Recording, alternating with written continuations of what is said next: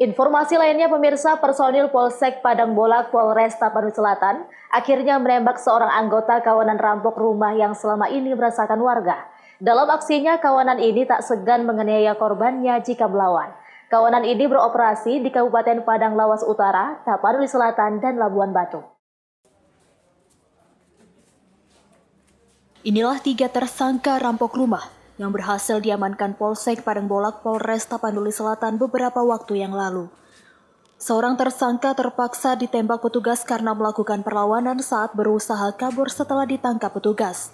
Ketiga tersangka warga Kabupaten Padang Lawas Utara ini, masing-masing tersangka AS 45 tahun, tersangka MH 35 tahun, dan tersangka RSS 35 tahun. Dalam aksinya, ketiga tersangka membagi tugas masing-masing.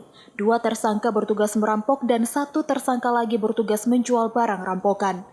Modusnya, para tersangka ini memilih rumah yang ditinggal pemiliknya. Setelah berhasil membobol jendela atau pintu rumah korban, para tersangka kemudian masuk dan mengambil harta korban. Terakhir, para tersangka merampok di Desa Sabah Bangunan Kecamatan Padang Bolak, Padang Lawas Utara. Para tersangka berhasil mengambil sepeda motor, handphone, dan uang tunai dari rumah korban. Dalam pemeriksaan polisi, kawanan ini juga melakukan aksinya di Tapanuli Selatan dan Labuhan Batu. Dari penangkapan para tersangka, petugas berhasil mengamankan barang bukti diantaranya sepeda motor, uang tunai, dan alat yang dipergunakan para tersangka dalam melakukan aksinya.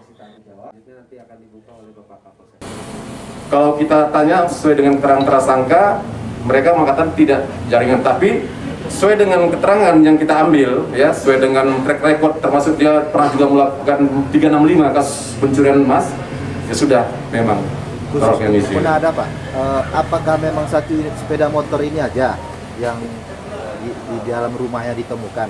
Dan udah berapa lama dia jadi penada sepeda motor itu? Enggak, dia penada handphone.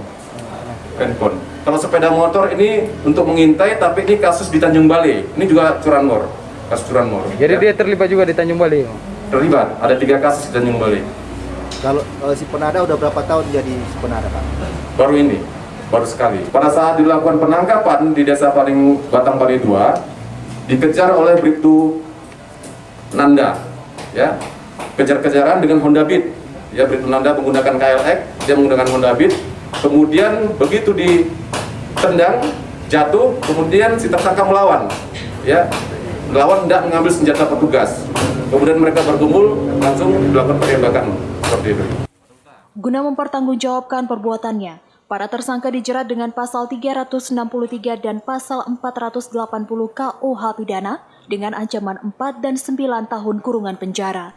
Azan Sinaga melaporkan untuk Evarina TV.